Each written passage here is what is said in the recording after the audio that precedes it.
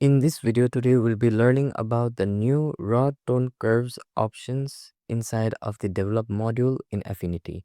So this new feature actually is a new addition along with different other features that has been recently introduced in the new Affinity version 3.1. And before starting, if you haven't subscribed to our channel yet, please hit the subscribe button for more helpful tips and tricks related to Affinity.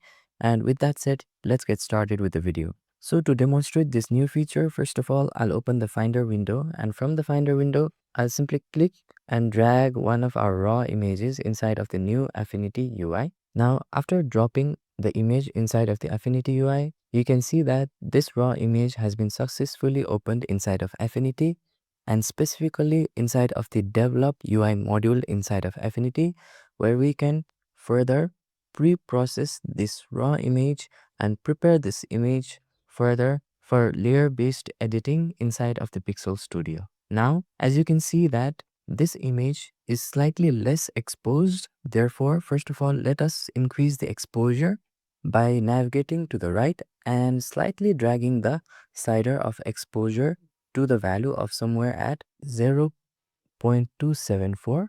And after increasing the exposure value to 0.274, now if we look below, then we have this new option called tone curve option, where we can select different options of methods for applying different tone curves effect. Now, the default option that we have is the standard method. If we select the next method, which is compressed, you can see that our image has now been compressed compared to the standard method of tone curves. And if you have an image where few portion or areas are completely black and has ruled out the details and information in those images, then by selecting this method, you can easily handle the high dynamic range inside of your image and retrieve those tiny details inside of those areas. Now the next method that we have is the natural method. So if I select the natural method, then you'll be able to see that it adds a bit more contrast to our image compared to the previous compressed method. And similarly, you can use this natural method to apply a much more natural tone curves to your images. And in addition to the natural method, we have the next option, which is the contrast option. So as the name implies, this method of contrast allows us to apply the contrast to our image by revealing the details in different portions of our image and specifically helping to reveal or bring out the information and details from our images. Now, similarly, if we select the final method, which is the love method, then now you'll be able to see that this method has entirely flattened our image out compared to other existing method that we recently saw.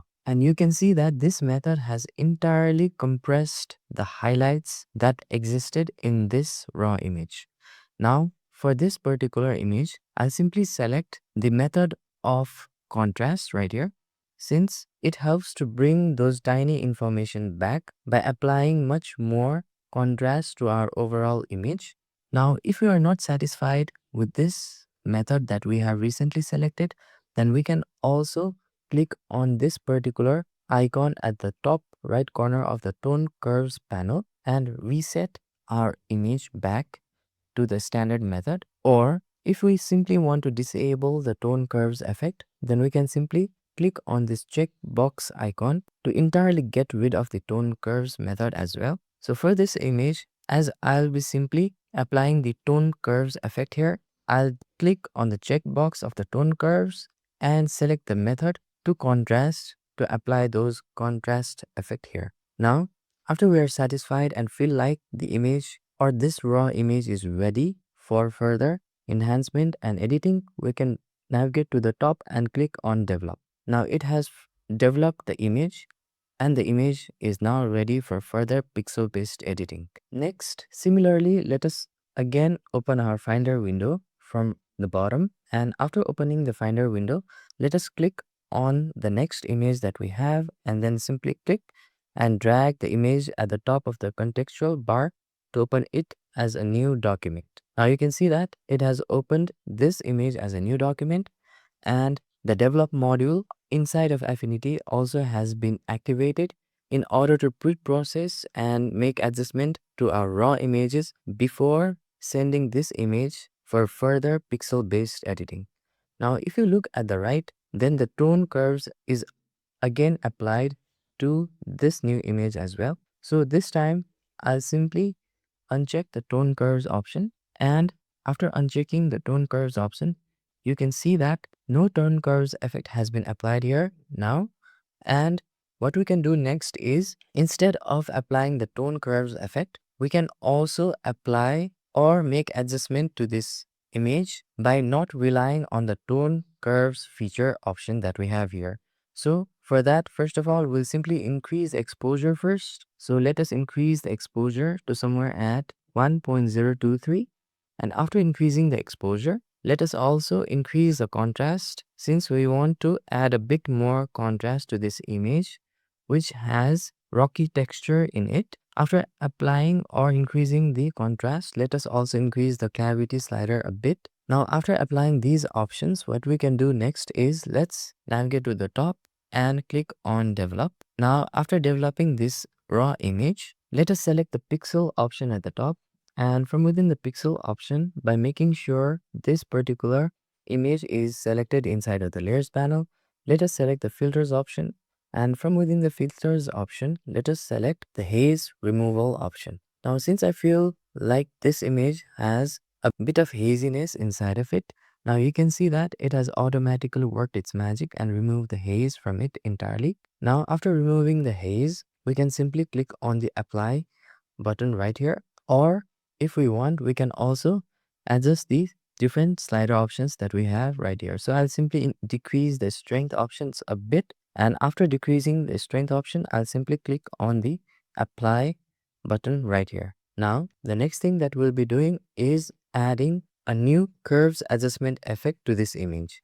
So to add or apply the new curves adjustment effect, I'll use the shortcut key of Command plus M, Command plus N, which will now add a new curves adjustment layer on top of our image like so. And this time, first of all, let me reposition the curves box at the top right corner right here to get a clear visibility of our image. And this time, we'll simply click on the bottom left node and first of all, increase to bring back or introduce a slight highlights and brightness inside of the forest area beneath our image. And then I'll again add another node right in this position, and then click and drag it a bit below like so, in order to add a bit of contrast in these areas right here by removing the hazy effect. Now, after we are satisfied, we can simply click on the close button at the top left in order to commit. So this is also one of the way you can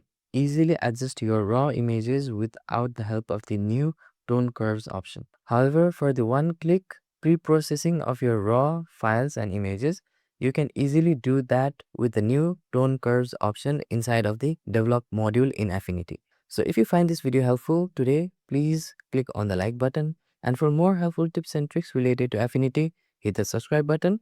Thank you for watching this video, and see you on the next video.